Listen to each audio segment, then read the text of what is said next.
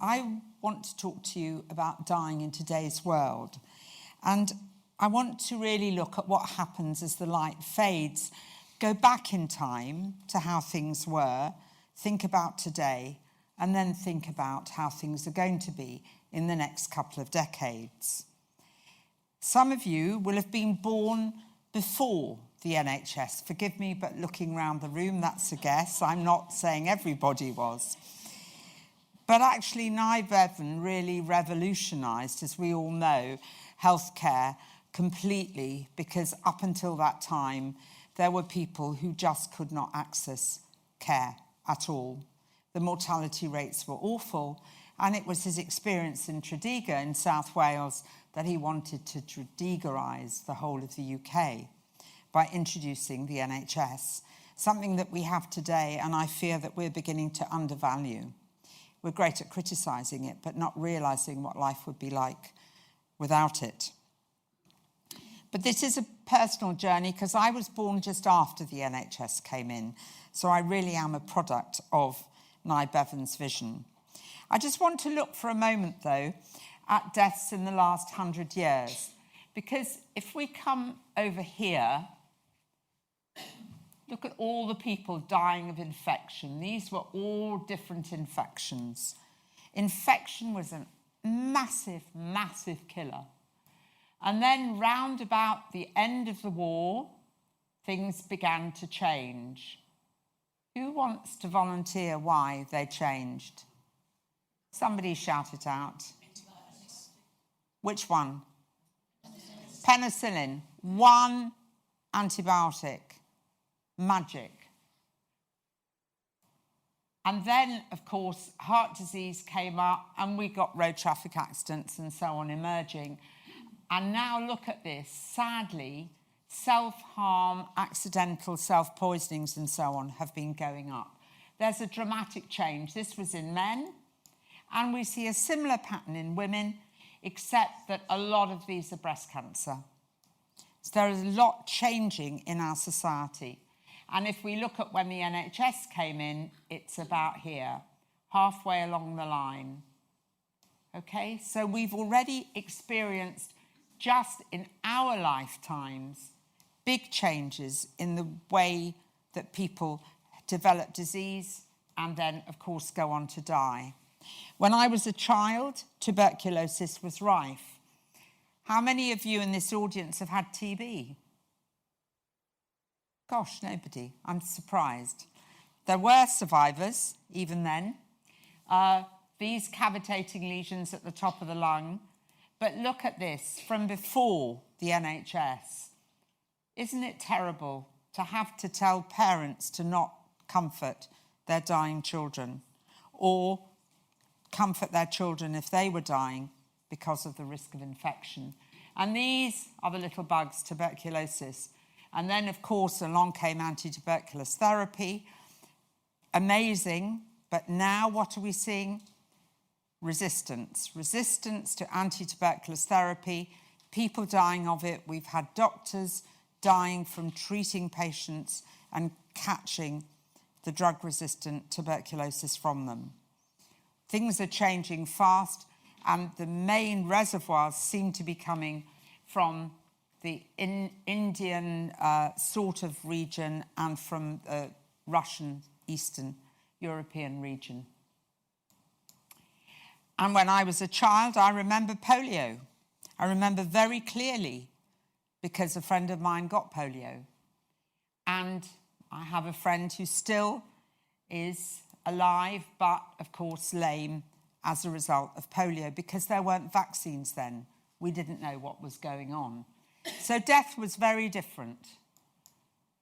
And I went to medical school back in 1967, and to be honest, we really didn't know how to look after dying patients. I look back with horror at what we didn't do then, what we didn't know how to do. We were giving short-acting pain relief in low doses and then having too long an interval between doses. I mean, it was just awful. When I look back on it, we did not have a clue. But at the same time, in 1967, Cicely Saunders started St Christopher's Hospice. And she took a scientific approach to care of the dying and researched extensively. And I want to quote from her because I think this is an incredibly important, fundamental philosophy behind all that we've done in palliative care. You matter because you are you, and you matter to the last moment of your life. We will do all we can not only to help you die peacefully, but also live until you die. And it has been following that example that I eventually decided to stop being a GP, learn more from Cicely and from others, and be part of the movement that then became palliative medicine. Cicely described total pain. In all the patients I've seen when they've had pain that hasn't been controlled and people have said, oh, it's emotional or it's spiritual. No, there's always been a physical cause. Sometimes people haven't found it for a bit. We've had to reinvestigate to find the cause so that we can treat that. But people's pain experience is made vastly worse by distress, emotional distress, social distress, worries. It is expensive to be ill. Financially, it can be crippling to be ill. And we have an NHS. Think about parts of the world where there is no health service, where in America, for example, people still go bankrupt just in providing care for somebody. And those spiritual concerns, that's not religion. That's about why me? What have I done to deserve it? And it may be a crisis of faith, one way or the other. All those questions to which there really isn't an answer. Let me give you a concrete example. One patient who we admitted because she was on over a gram, that's over 1,000 milligrams of morphine a day, and appeared to be in huge distress. Within a few days, just letting her talk about all the awful things that had happened in her life and how she felt about them all, her drug requirements fell to 30 twice a day, going down from over 1,000. And it was because we dealt with these domains. She still had her physical pain and she still needed it treated. But her total pain had been overwhelming. Lots is said about morphine, and it's getting a bad name because of opioid abuse in America. And it worries me because actually it's a brilliant drug if you're in pain. It's my desert island. If I had one thing on a desert island, I'd ask for lots of morphine so that I could at least have some pain relief when I'd fallen over, hurt myself, but I could still forage for food or water until things healed a bit. But what do? We titrate up the dose to get above the pain threshold and below the level of toxicity. And toxicity starts with you being drowsy. Your respiratory rate gradually slows as you get higher and higher in the toxic range, and then slows to the point that it becomes life-threatening. But as soon as we see toxicity, drop the dose back down into the range to have pain relief. And then some people need other things as well. But I haven't got time in this lecture to talk to you about all of the complex things in the armamentarium to control pain. But what do people die of around the world today? I showed you those pictures of infection. Well, HIV and other infections are a massive killer still in many parts of the world. But look at the Western world here, up here. Dark blue, we're dying of cancers. That's the biggie. There's a huge difference, isn't there, between these two maps, cancer and HIV, and that's from the World Health Organization. But what about morphine availability? I think this graph is shameful. Look at the sliver that's Africa, South America, all these countries, and then the bloated availability in some others. 80% of the world's dying have no access to morphine, and 6% of those are children. We have people dying around the world with no pain relief whatsoever.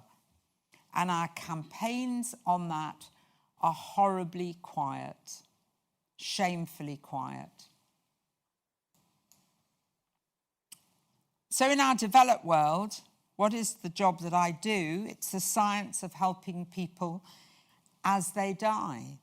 And for most people, dying is not the sudden presence of death. It's not something sudden and dramatic, but a gentle absence of life. I'm sure every one of you can remember somebody who you love dearly and who has died. And you may remember their dying. It may have been a long time ago, back in those awful days when we just hadn't got a clue what to do. It may have been more recent. It may be that you were with them in a road accident. It may be it was a sudden death or whatever. We all carry those memories. But what we're striving to do in palliative care is to make sure that people die gently and peacefully, in a dignified way, cared for, and knowing that we value them to the last moment of their lives. So what happens in that gentle death? And people often don't talk about it. So I just want to run through the stages of what I see in thousands of people as they're dying. They become increasingly weary. They become tired. They just don't have the energy. And then sometimes they have a final burst of energy, 1-2 days before they die. It's as if suddenly they have a final release of all that energy that's pent up. But it doesn't last long. And they undertake activities that people are really surprised and they thought they would never be able to do. I had one patient who finished writing a book. He wrote the last chapter of a book and then died 2 days later. Becoming drowsy and weak and just gently slipping into a coma.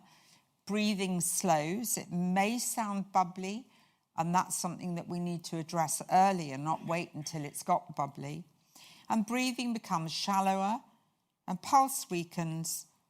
People's colour changes a bit. They may go pale, a little bit blotchy. Heart stops, breathing stops. And they've slipped away, that irreversible moment.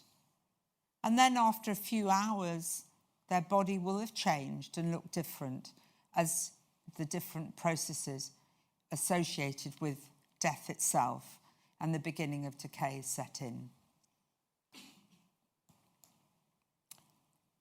But just going back to think about that for a moment, I hope you can see why it's so awful if people talk about going to sleep, talking about to children about, oh, he fell asleep and then died. Many children who've been told that are frightened of going to bed and frightened of going to sleep. They're frightened that when the surviving parent goes to bed and goes to sleep, they might not wake up again.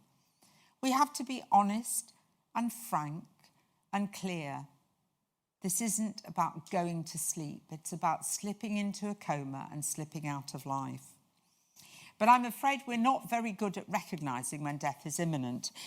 There's a recent paper I've just found which showed that in a cancer centre, actually it was recognised in a cohort of patients, everyone recognised those who were dying imminently. But in a general hospital, it was only 2/3. And that meant about 1/3 of patients and their families may well have been deprived of the ability to have the family warned. They may well have not had the appropriate care that they need. They may have had inappropriate interventions pursued. We need to get better at recognising when somebody is in that irreversible stage of dying and talk openly and frankly about it and demystify it. This is the hospice that I opened in 1987, before palliative medicine became a specialty, and I was the first consultant in Wales. And so it was down to me to kind of run this place and make it all happen. And that's been a fantastic privilege in life. And fast forwarding now from 2008, we've had a major strategy in Wales to improve things. And we've had for a long time, but now we've really brought it into being, a principle that there must be good access to end-of-life care 24/7. We cannot have specialist services only available 9 to 5, Monday to Friday, because death does not respect the clock or the calendar. And there has to be fair provision, irrespective of where you are, because a crisis can happen to anybody at any time. And it all has to be closely integrated with other providers. So across Wales, if we take that map, I hope you're all familiar with our wonderful country now. Wherever you are, if you're living on the coast down here in beautiful Pembrokeshire, or in an isolated rural community, or in the valleys, or in our city centre, if you need care, you deserve care. And you deserve to be able to access what you need. And if you have complicated disease, we should not have a postcode lottery. So we've really tried to get rid of that in Wales. And why? Because we want everybody to be able to have that gap that disease imposes, that deficit in their quality of life closed. Help them reset their hopes and aspirations better towards reality, and improve reality so that gap is closed, that deficit is closed. And sometimes that might mean encouraging them. For example, they may have a family wedding. Well, it might be wise to bring it forward. The fastest I've been able to arrange a wedding from start to finish was 2.5 hours. That really was bringing it forwards. But that was a lady who wanted to legitimise her 5 children. So one of the nurses ran home, brought in her wedding dress because she thought she was about the same size as this patient. Another one ran up to Peacock's, the store, and bought 5 little dresses of the 5 different sizes so that the 5 children could be bridesmaids. We found a bottle of sherry, somebody found a bottle of bubbly, we got a cake, and the difficulty was getting her brother out of prison. But the prison were extremely helpful, and he came with a prison officer who actually agreed to not have him shackled during their wedding. And we got the whole thing arranged. That was a bit extreme in terms of trying to improve things, but basically it's this principle all the time of improving quality of life. And we have to be involved early, and that's why we have to be involved, and we are in the Cancer Centre completely integrated, because when problems arise here, we've still got time to improve things. If you only focus on the dying bit, you miss out on months or sometimes years when people's quality of life can be improved, when you can do things differently. And you need to be prepared and prepare people for what might happen. Early palliative care, that principle has been shown to improve quality of life, improve people's mood, and interestingly and surprisingly, improve survival. This was an American study in people with lung cancer, and we've done the same. Irene Higginson and her group have done it here in the UK, showing that early integration of palliative care with a breathlessness control service improves outcome. And look at this, the gap's widening. These people are living longer and they're living better. And interestingly, there was no difference in cost. But in order to provide care for people, we have to communicate with them well. So my colleague Nikki Pease and I tried to analyse all the type of consultations that we'd done and the things that made a difference. And we came up with a 6-point toolkit, and it stood the test of time as just core principles. And I hope you'll feel these resonate with you, and you might even want to apply them when you have conversations with somebody who's ill or who's distressed or bereaved, and when you don't know what to say or what to do. So I hope you can apply these in daily life. Make sure that people are comfortable. Sit down, have a cup of tea, that magic cup of tea. Sit there, let them know that you're focusing on them. And then Listen and let them express in their language using the words that they want to use. Don't assume anything. When you question, use open questions just to help encourage them. So what happened? So what did that make you understand? What did you understand by that? Don't put words in their mouth. Don't focus down. Don't, just leave it open, very open. And then you might want to reflect back on what they've said. So an example might be, so you said your brother was very upset by that comment. And then just wait, and the rest will come. And then, at the end, it's worth summarising, making sure that you have summarised what you've heard, but also what any plan is. So if you've got somebody, a friend or neighbour perhaps, who's really upset, you might end up by saying, thank you for talking to me. I feel really privileged. And you've told me what happened when your mum died. And we'll plan to have another cup of tea in a week's time. And you've summarised and you've closed the conversation. Obviously, when I'm doing it in a medical context, it's a bit longer and complicated than that, but just trying to help you understand. And I use this. I'm sorry the image is blurred. It's the only one that I could download.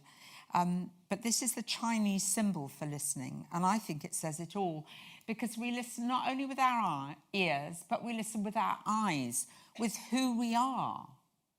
And we listen with our undivided attention, but most importantly, we listen from the heart.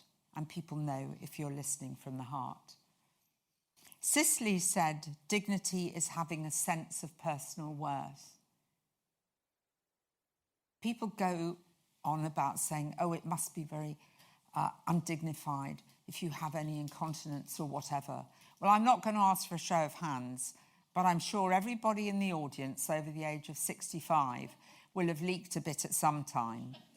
That's why Tina and all those other pads have got such high sales figures. Doesn't make you any less of a person, doesn't make you any less important.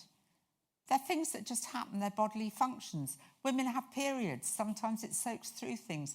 Doesn't mean you're undignified. It's just a nuisance, and you hope people will help you out. But what about if you don't want to carry on with treatment? There is no law against stopping treatment. You cannot be treated against your will. If you are being treated for something and you say you don't want any more, enough is enough, you cannot be treated against your will. Certainly if you're unconscious in the street, people may come and try and resuscitate you because they don't know any better, so they default to life. And they may then find in your pocket that you have an advanced decision to refuse treatment that says you don't want cardiopulmonary resuscitation. And that can be quite difficult for the ambulance men, but people will try and respect it. You cannot be treated against your will. So when we're deciding about a treatment anyway, we're weighing up risks and burdens against the potential benefits of whatever we do. And if the risks and burdens on this side outweigh the benefits, then you shouldn't be carrying on with an intervention because it's doing more harm than good. And you stop. Let's take the situation of someone with motor neurone disease who's on a ventilator. The ventilator has been keeping them alive, and they get to the point where they say, actually, I've got all these aids in place or whatever, but I just want to stop now.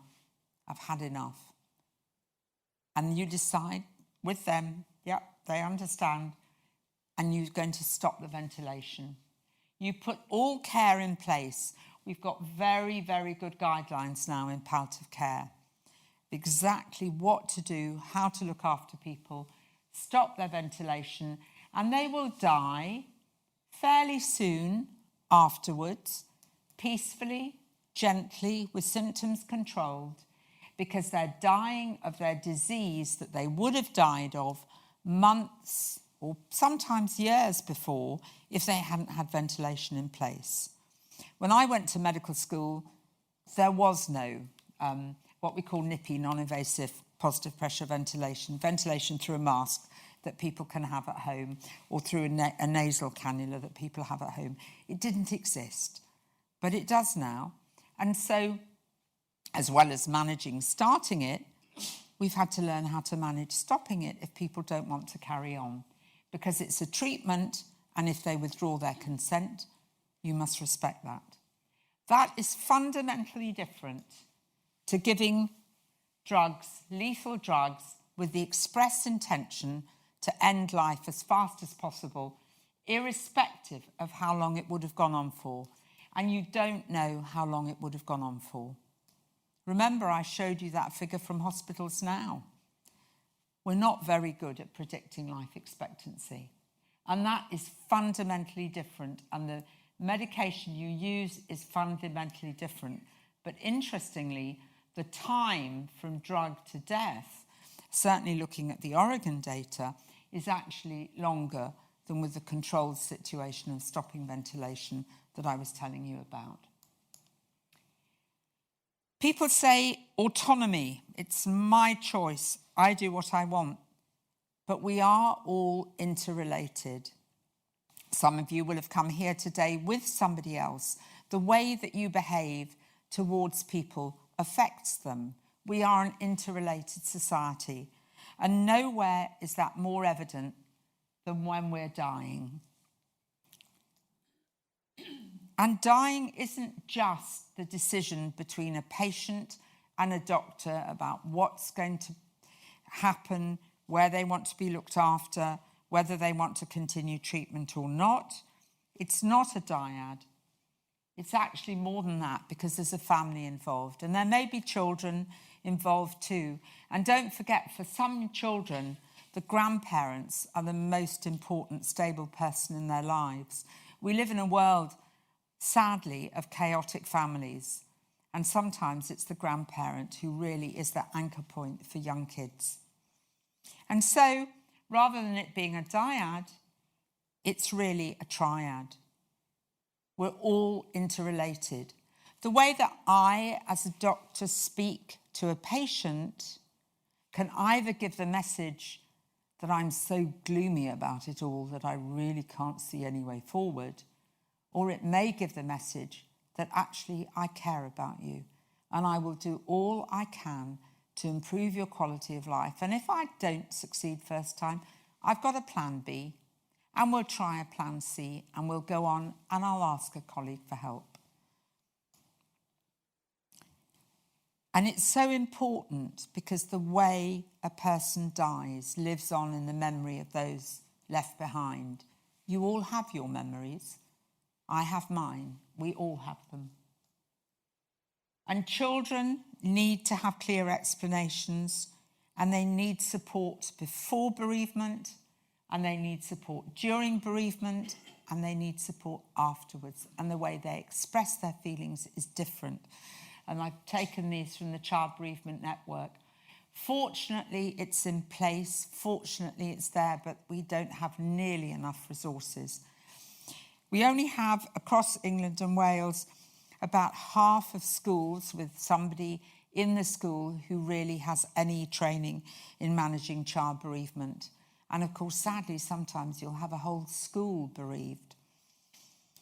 It really struck me not that long ago when there was the Grenfell Tower disaster. And my grandsons are at a school where some of the victims had been on the staff of that school. And the whole school was bereaved and devastated. And the poor headmaster was finding it quite difficult. And then he also had the situation of a child in the school who died and really wasn't sure the best way to handle that. And I tried to give him a bit of support and guidance, and I think it was respectful and respected the children who were grieving for their classmate.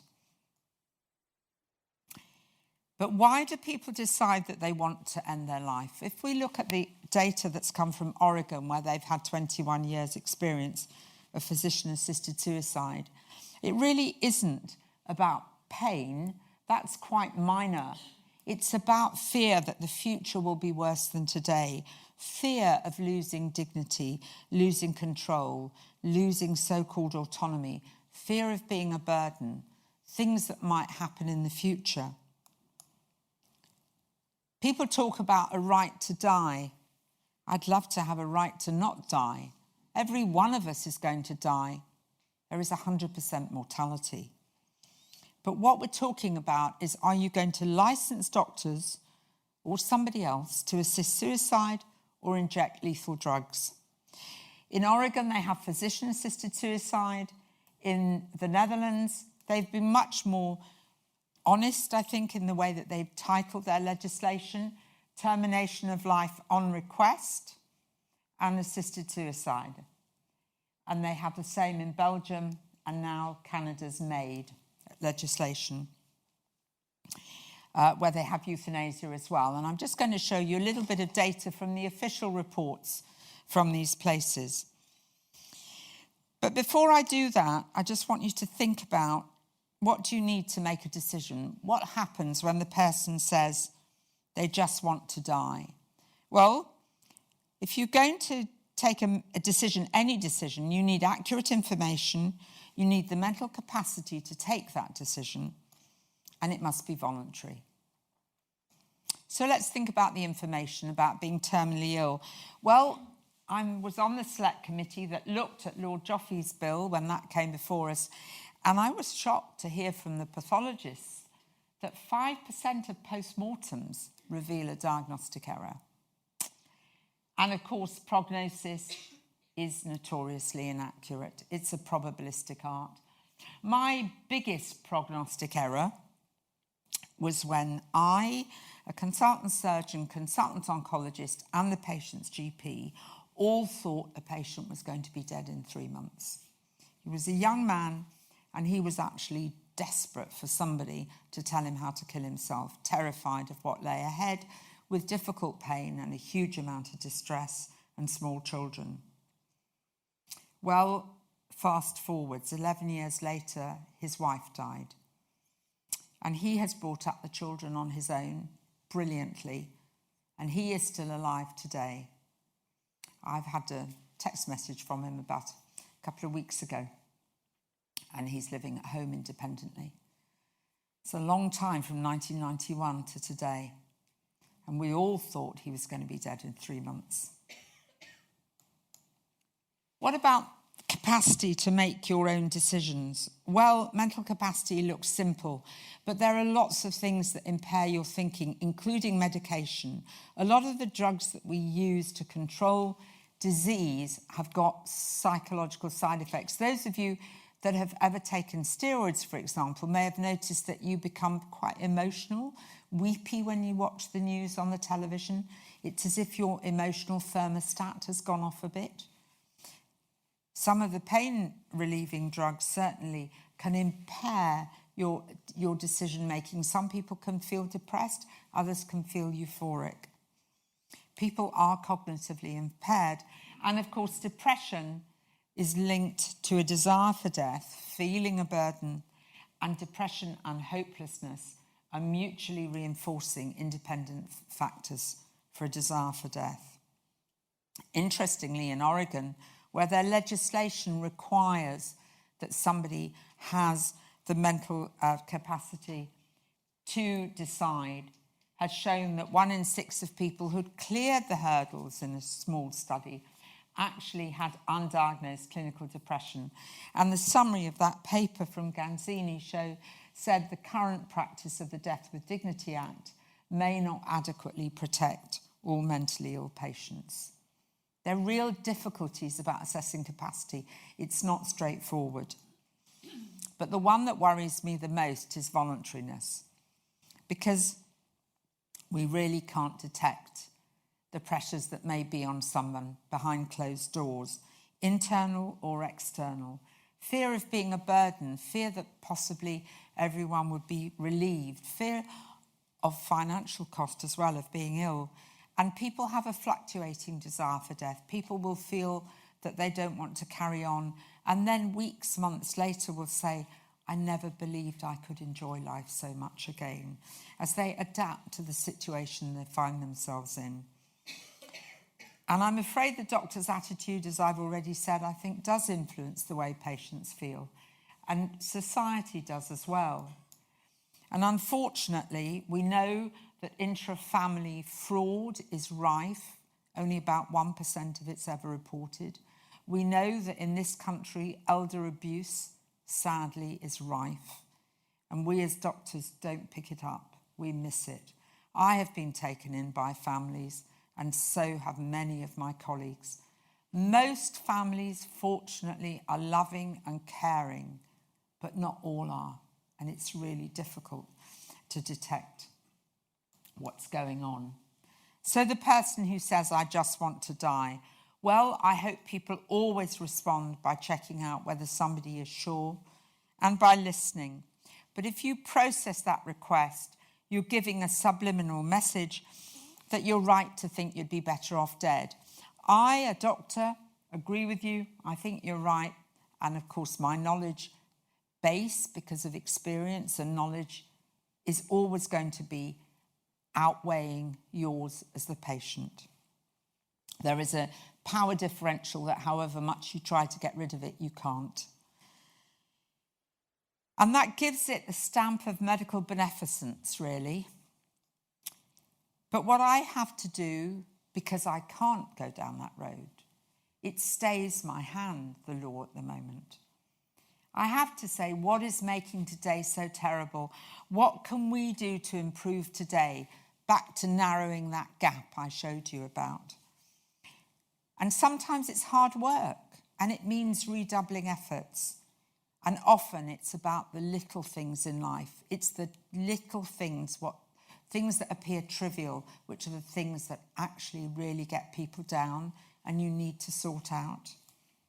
And the message is that you are worth me working hard to improve things, however small, whatever we do. Because laws have a social dynamic. So they're not just regulatory instruments, they send social messages. Think about the smoking legislation. I was involved in that going through, and I'm very proud of all we've done over tobacco control in this country. It's been pretty dramatic. But changing the law actually sent a much more powerful social message than even I had expected would happen over stopping smoking in public places. So what happens when you change the law in this way? Well, you do give a stamp of beneficence, but with euthanasia, or PAE, physician-administered euthanasia, the patient is the passive recipient, and I think it widens that power differential further that I spoke about. And an assisted dying law conveys the message that if you're terminally ill, it's appropriate to consider ending your life. It's perhaps something you ought to think about. So what's happened in Oregon? This is the latest data. It's only just come out. This graph is from their official report, includes last year's data. There's been a rise in the prescriptions written for lethal drugs, and there's been a rise in the deaths reported from lethal drugs. Interestingly, we really don't know what happens to those prescriptions dispensed but not taken, which I find quite worrying. And we don't know what's happened in these consultations. It has been described as a leaky boat because the Oregon legislation talks about the person having a 6-month prognosis. But actually, when Fabian Stahler questioned what this really means, he was told that it's based on an assumption that the illness takes its course without further treatment. So every insulin-dependent diabetic would automatically become eligible under this, because if they stop their insulin, they're unlikely to live 6 months.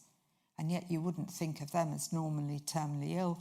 So this does seem a very flexible and loose interpretation, but that's their official interpretation. So what does the 21 years data show? And you can go and find the reports on the Oregon Health Department website. Well, the time to death was really variable, from 1 minute to 104 hours. It's quite a long time after someone's taken lethal drugs. The average varied, and it depended on what type of lethal cocktail was used. Some seemed to be a little bit faster than others, but even the lowest, average at 97 minutes, seemed to be quite long, I thought, given that actually when we're going back to the situation of someone with motor neurone disease, we take them off a ventilator and look after them as they're dying. The average time to death is around 35 minutes. So it's much shorter and gentler. And that's when you've got people there making sure that you're controlling any symptom that emerges and dealing with anything that happens while they're dying. Interestingly, 8 people awoke again. And it seems that none of them went on to take a second overdose. They then went on to die of their underlying disease. But I do worry about this figure, which is that one doctor wrote 35 prescriptions in a year. That seems an awful lot, particularly as many doctors in Oregon won't have anything to do with this.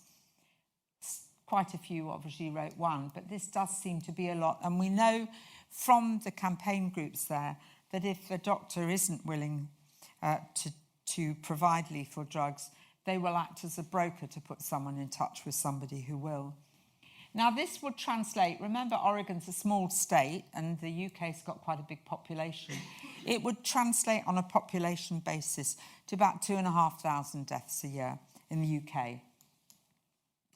I just want to tell you about Barbara Wagner, though. Her story was in their paper.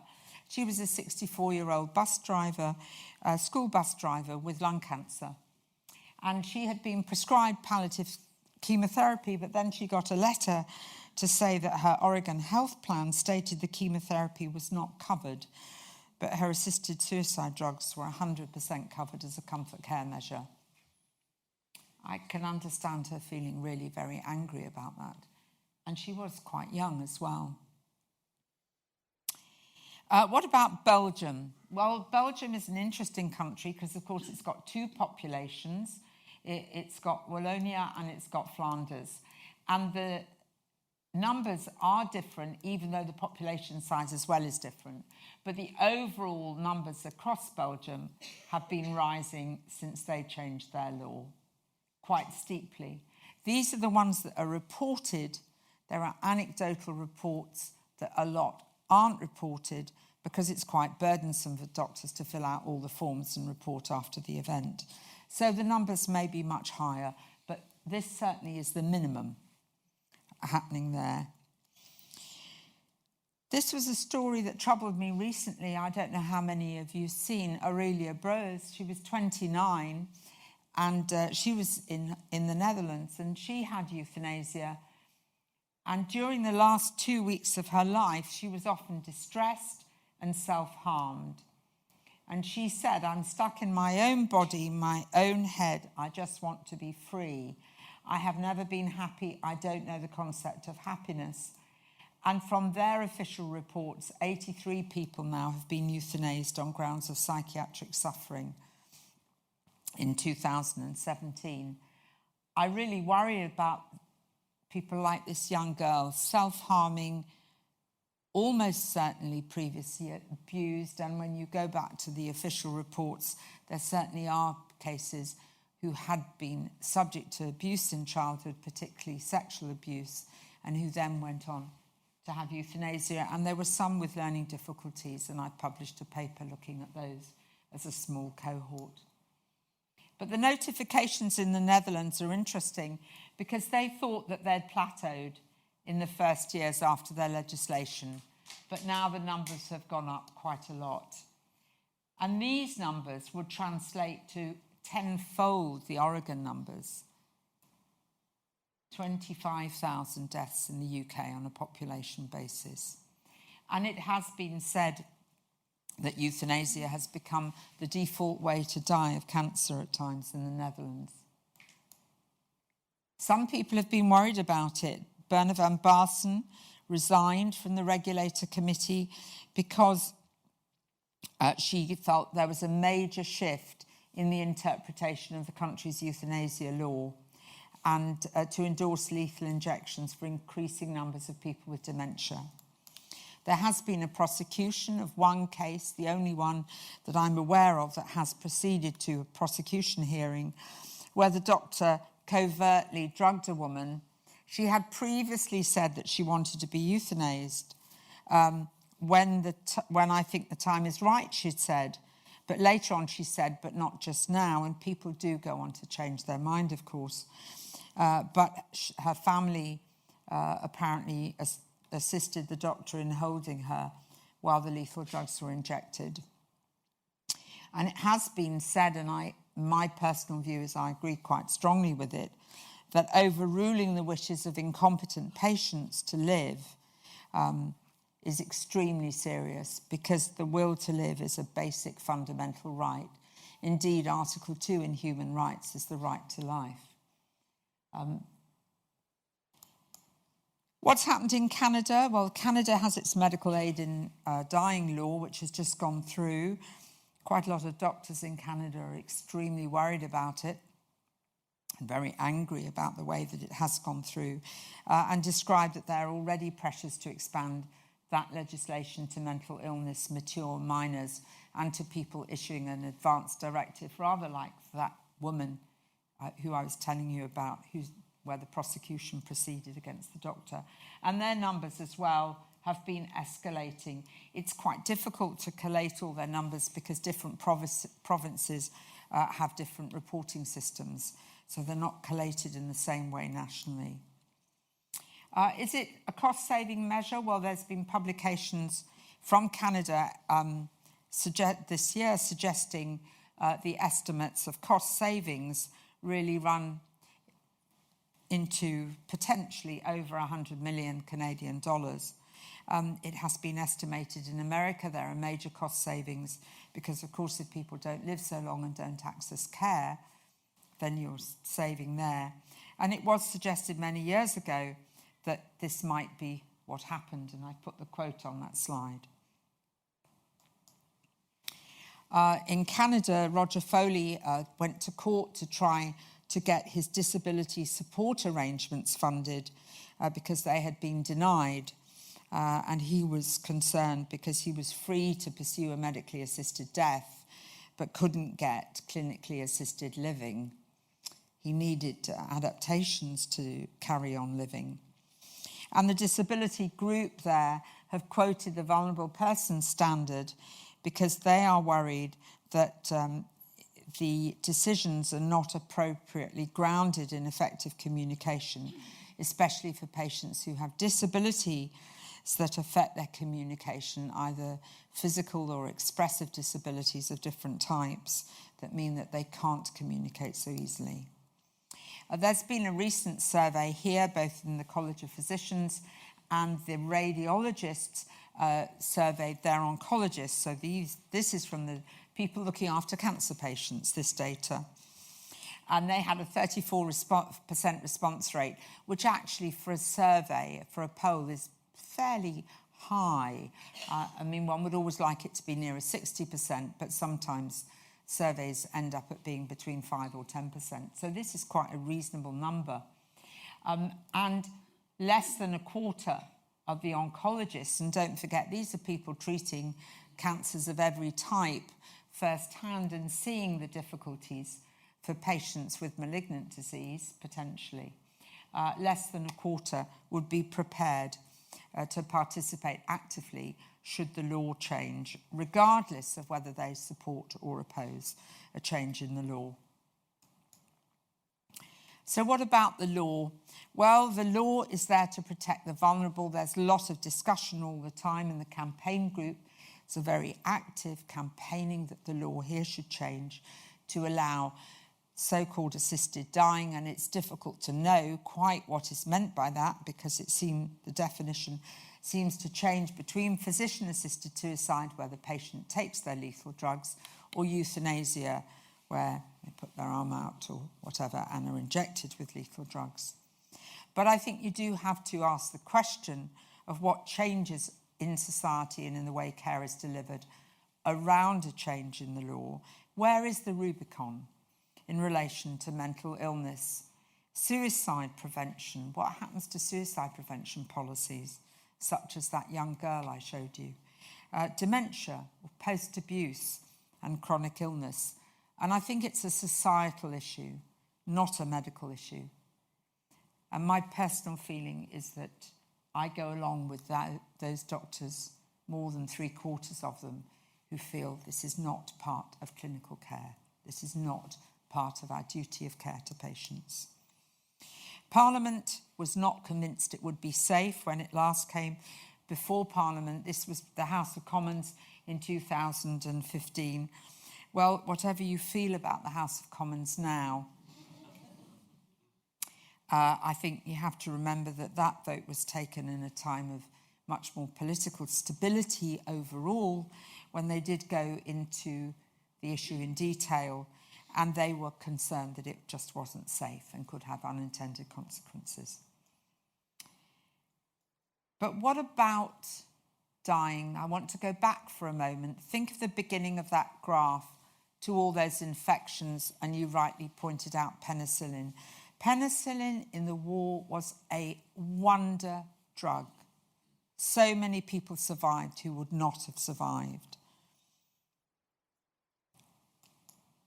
But now there's drug resistance. Drug resistant to antibiotics is emerging at a horrifying rate. And when we look at how we are likely to be dying tomorrow, I'm worried that we're going to go back. Remember all those green boxes on those graphs I showed you at the beginning? That we'll be back to people dying of infection. Already, sepsis is a big problem. 25,000 children each year in the UK are seriously ill through sepsis. And sepsis kills 5 people an hour in the UK now. And we have antibiotics that usually still work. And this is from the sepsis website. Just the signs, but sepsis is missed far too often or doesn't respond to antibiotics already. If we look at E. coli, a common bug around, often responsible for sepsis, resistance is emerging at a horrific rate. And along the bottom here, although you can't see it very clearly, is of the countries Australia, India, South Africa, United Kingdom, United States, and the amount of drug resistance, the percentage of E. coli resistant. Look at this from India, though. Lots and lots of resistant E. coli around. And these are all the antibiotics in our armamentarium to deal with it. Really worrying picture emerging. Look at this, dark, dark, dark, dark areas where antibiotic resistance has really taken hold, and we are going grey on that picture. And why? Because in many parts of the world, antibiotics are available easily over the counter. There are counterfeit ones, they get packaged up and sold, the doses are variable. And infection control as well is difficult when you've got very overcrowded hospitals like this. This poor gentleman looks desperately ill, but look how close the beds are together. How do you stop cross-infection in that type of environment anyway? It becomes difficult. Now, it's important to remember it isn't the person who becomes resistant to the antibiotic, it's the bug. The bug mutates and changes, so it develops a resistance, so it isn't killed by the antibiotic. And that's why this is a global problem, because those black, very dark areas on the map that I showed you are where these antibiotic-resistant bugs are particularly prevalent, but don't forget we've got a lot as well. And cross-infection and so on is rife. Just think when you're on the underground here in London in the rush hour, you're closer to people around you than you probably are to your spouse most of the time. I mean, you really are alarmingly close to people. Infection control is really difficult to manage. Think of getting on an aeroplane, all that recycled air. You may be up there for 6 hours, rebreathing all this recycled air. So the prediction is that by 2050, the deaths attributable to antimicrobial resistance will be huge, particularly in Africa. Remember that slide at the beginning, the dark red of HIV in Africa and across Asia, but Europe, pretty bad too, and North America. So I do worry that what we're facing ahead of us is going to be a much bigger problem about dying in the world, because deaths from infection are sudden.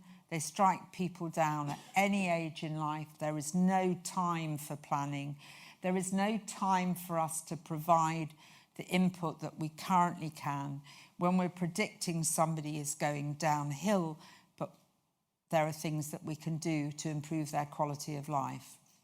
And that actually we may look back, I know it's very depressing to think about it, but we may look back and think that we lived in a golden era where we had these wonder drugs available. And don't forget that we have the wonder drugs of pain relief and so on available as well.